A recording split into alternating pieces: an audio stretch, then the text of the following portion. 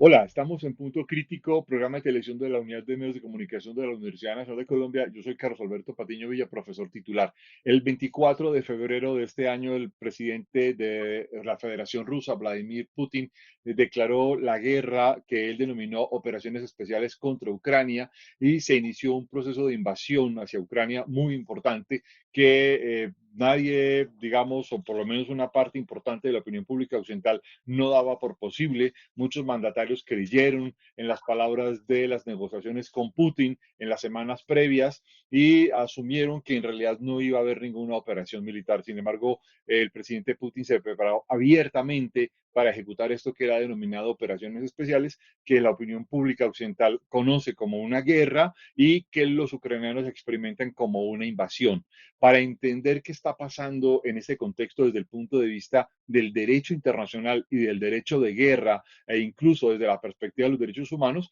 hemos invitado en el día de hoy al profesor Andrés Molano Rojas. Profesor Molano, muchas gracias por estar con nosotros en Punto Crítico. Muchas gracias, Carlos Alberto, por la invitación. Pues, profesor Molano, usted que es profesor de Relaciones Internacionales en la Universidad del Rosario y que además tiene una formación sólida en Derecho Internacional y que es conocedor del derecho de guerra y del sistema internacional, tengo que comenzar por preguntarle si la operación militar que Rusia está llevando a cabo en Ucrania es una operación que de alguna manera conserva los principios del derecho de guerra y del derecho internacional. Bueno, Carlos Alberto, en primer lugar, tendríamos que señalar que eso de operación militar especial es un eufemismo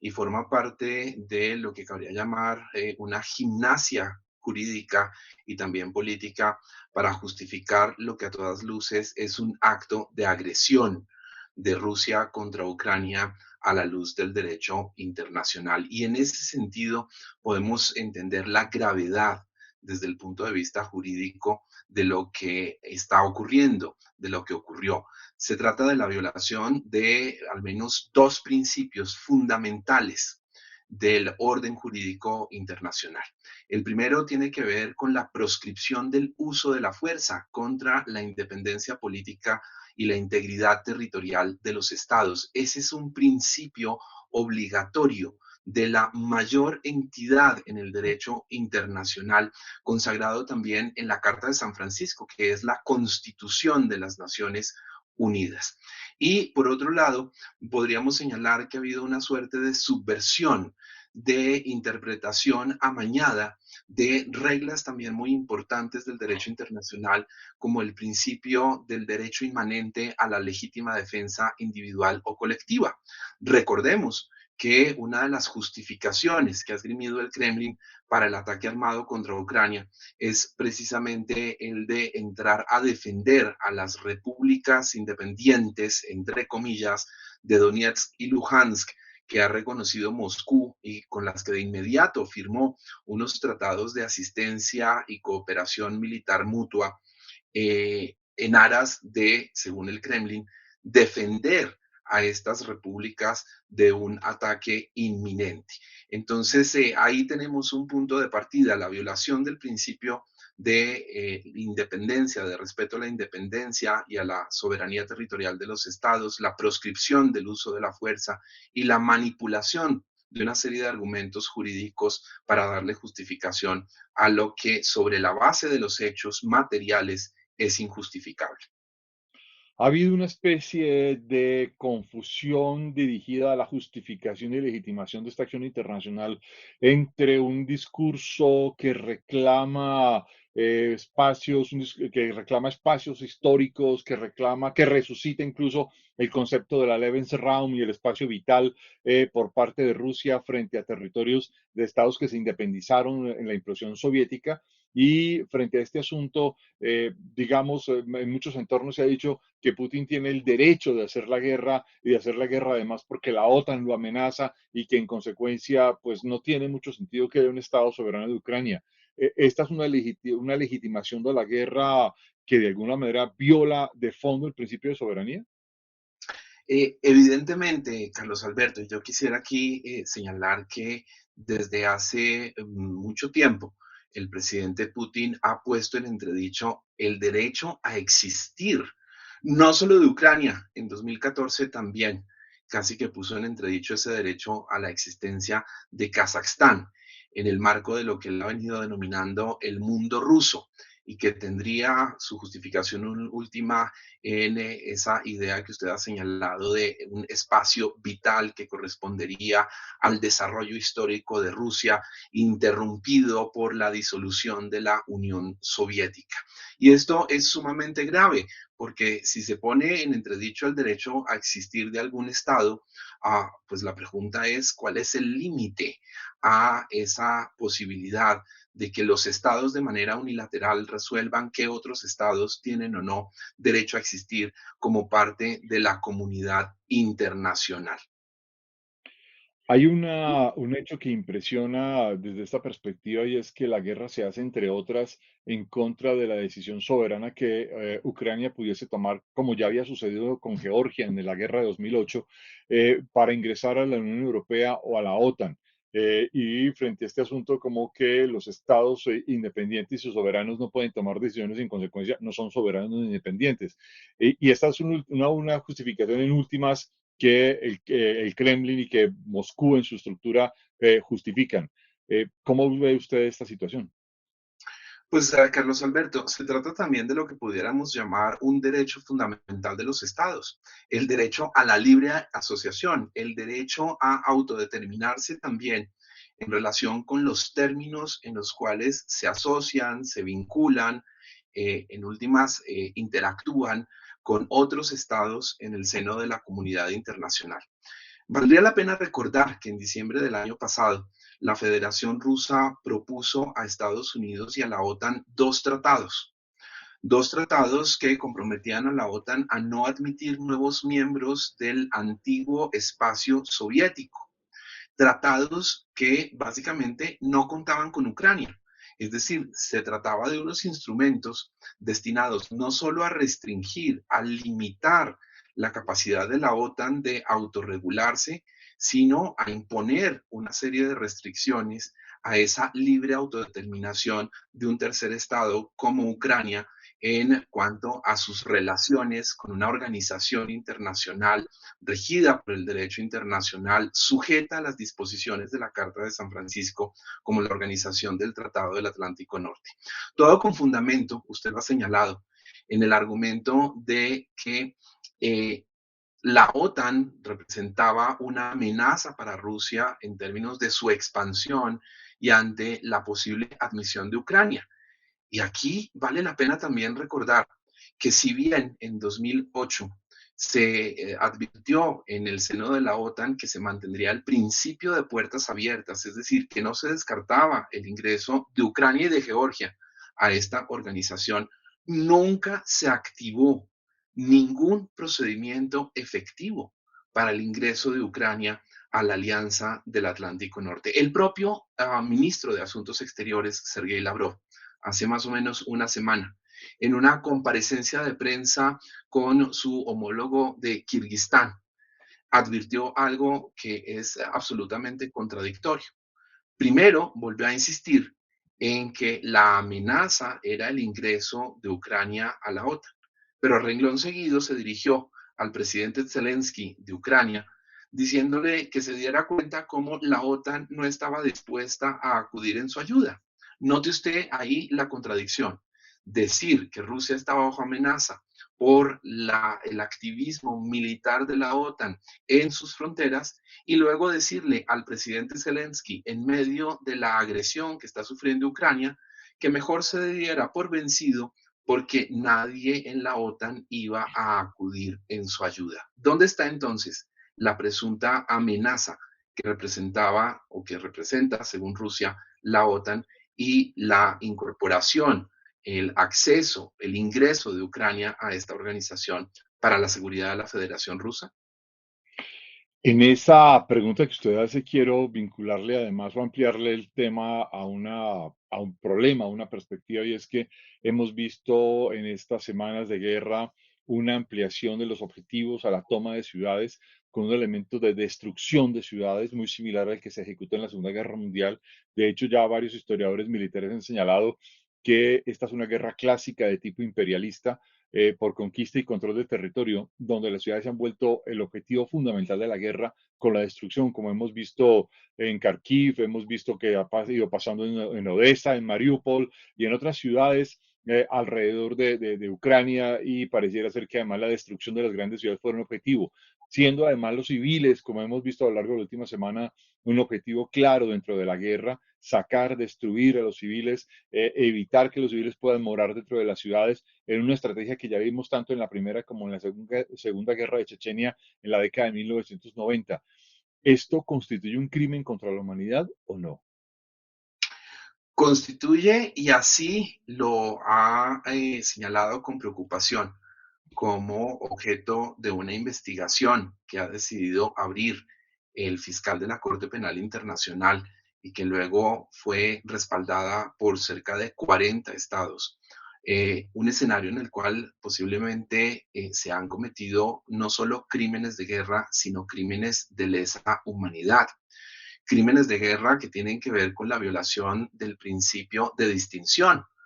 que supone precisamente distinguir entre unos objetivos legítimos de los actos de guerra, los objetivos militares, que es permitido atacar con la finalidad de neutralizar o disminuir la capacidad de acción bélica del adversario, y objetivos y poblaciones protegidas por el derecho internacional de los conflictos armados, por el derecho internacional humanitario, que deben ser mantenidas al margen de las hostilidades. Principio de distinción que también obliga a reconocer y facilitar el derecho de la población civil para huir de los escenarios de guerra, un derecho que también ha puesto en entredicho la actitud de la Federación Rusa, por ejemplo, con el ofrecimiento de corredores humanitarios hacia Rusia o Bielorrusia, que son dos estados involucrados en la agresión contra Ucrania. Mire usted el absoluto sinsentido de esa propuesta,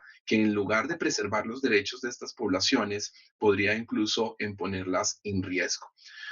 Hechos que no solo violan este principio de distinción, sino también el principio de proporcionalidad en relación con el grado de fuerza que ha venido usándose en el marco de la guerra y que exceden las necesidades mismas de algunas de estas operaciones militares. Y también actividades que generan nuevos riesgos de seguridad, por ejemplo, en materia nuclear, al complicar, al poner en dificultades el funcionamiento de centrales nucleares, al menos dos, como consecuencia del despliegue armado de la Federación Rusa en territorio ucraniano. Entonces tenemos un escenario en el que primero se están violando, según lo sugiere la evidencia de la que disponemos, normas relacionadas con conductas consideradas crímenes de guerra, pero también crímenes de lesa humanidad, que son reprochables en situación de guerra o en situación de paz contra poblaciones sobre las cuales se ejerce de manera sistemática una serie de conductas proscritas por el derecho internacional. Y por supuesto tenemos el más grave de los crímenes bajo el derecho internacional, que es el crimen de agresión, el ataque realizado por un Estado contra otro en ausencia de un ataque previo que justifique el ejercicio de su legítima defensa, que es lo que hemos visto con estas operaciones militares especiales, que no son otra cosa que un ataque armado, una guerra de agresión. En este contexto de guerra de agresión, quiero preguntarle de manera específica por qué papel tiene que jugar la Corte Internacional de Justicia en el medio de estas operaciones bélicas. Es un papel muy interesante que fue activado por Ucrania. Pocos días después de iniciada la agresión de Rusia contra Ucrania, Ucrania presentó una aplicación, para decirlo coloquialmente, una demanda contra Rusia ante la Corte Internacional de Justicia, fundada en la Convención para la Prevención, Sanción y Represión del Genocidio. La proscripción, la prohibición del genocidio es una norma también fundamental del orden jurídico internacional. Y lo que había dicho Rusia, lo que sigue sosteniendo, es que ha intervenido militarmente contra Ucrania para proteger la población rusa de la región del Donbass, donde están estas repúblicas independientes que ha reconocido también en contravía del derecho internacional de actos de genocidio cometidos por Ucrania. Pues bien, Ucrania le ha pedido a la Corte que declare que no hay lugar a ese genocidio, que no se ha cometido ese genocidio que Rusia alega como justificación para el despliegue de sus acciones militares contra Ucrania. Que declare, por lo tanto, que la acción militar de Rusia es absolutamente ilegal, que además declare que es ilegal ese reconocimiento hecho por la Federación Rusa, también con el argumento de que era necesario para asegurar la población de estas regiones de Donetsk y de Luhansk, y que además ordene a la Federación Rusa el cese inmediato de todas las actividades y operaciones militares por ese carácter de ilegalidad que le está pidiendo Ucrania a la Corte Internacional de Justicia que le declare, y que finalmente repare, indemnice a Ucrania por todos los daños derivados de esa intervención militar absolutamente ilegal, según el argumento esgrimido por Ucrania en su aplicación ante la Corte Internacional de Justicia. La Corte Internacional de Justicia se ha movido de una manera muy veloz para atender esta aplicación de Ucrania, y ya hubo unas primeras audiencias, unas primeras comparecencias dentro de los procesos habituales de la Corte, a la cual asistió Ucrania y a la cual no quiso asistir la Federación Rusa. Y aquí es importante señalar que cuando una parte involucrada en un proceso ante la Corte Internacional de Justicia no comparece ante este tribunal, eso no impide que la Corte Internacional de Justicia se pronuncie. La Corte Internacional de Justicia mantiene su jurisdicción, su competencia, aunque una de las partes resuelva no comparecer. Eso no significa que Ucrania vaya a ganar por W, si podemos decirlo así coloquialmente, pero significa que la Corte tarde o temprano se pronunciará, y su pronunciamiento será fundamental para establecer, para reafirmar el carácter ilegal de la conducta rusa. En ese contexto, profesor Molano, hay otros dos elementos y hechos que son realmente, digamos, fuertes en el marco de estas operaciones bélicas contra Ucrania, y es que de alguna forma se ha impedido no solo una especie de corredores humanitarios reales y de escape real a los refugiados, a los que huyen de la guerra en Ucrania, sino que además se ha creado la mayor crisis migratoria intraeuropea desde la Segunda Guerra Mundial, en el marco de la guerra más compleja que haya vivido Europa desde la Segunda Guerra Mundial, y en una guerra que además amenaza ser una guerra con desbordarse a una guerra internacional de implicaciones estratégicas que incluso podrían ser globales. En ese contexto, ¿que existe algún mecanismo jurídico que permita detener, ampliar o privilegiar una conversación diplomática que hasta ahora no ha tenido ningún fruto? Bueno, Carlos Alberto, otra de las normas fundamentales del orden jurídico internacional tiene que ver con la solución pacífica de controversias. Y ahí el abanico de opciones es muy amplio. Tenemos en primer lugar la negociación directa, pero también existen las figuras de la mediación, del arbitraje, de la solución judicial. Se ha hablado, por ejemplo, de la mediación eventual del secretario general de Naciones Unidas. Colombia, en Naciones Unidas, propuso la creación de un grupo de urgencia para buscar esa mediación. Algunos estados se han involucrado y han expresado su interés en interceder entre las partes, es el lenguaje que ha empleado, por ejemplo, China. Y justo recientemente hemos visto el primer encuentro entre el ministro de Exteriores de Rusia y el ministro de Exteriores de Ucrania en Turquía. Luego, vemos también que hay unos escenarios diplomáticos, unos escenarios de negociación para avanzar en la dirección del desescalamiento del conflicto en Ucrania, y avanzar entonces también en una posible solución negociada. La cuestión es que las soluciones negociadas, la solución pacífica de controversias, supone también la voluntad política de las partes para alcanzar esa negociación. Y supone también que estén dispuestas a alcanzar soluciones de compromiso, alcanzar soluciones además compatibles con el derecho internacional.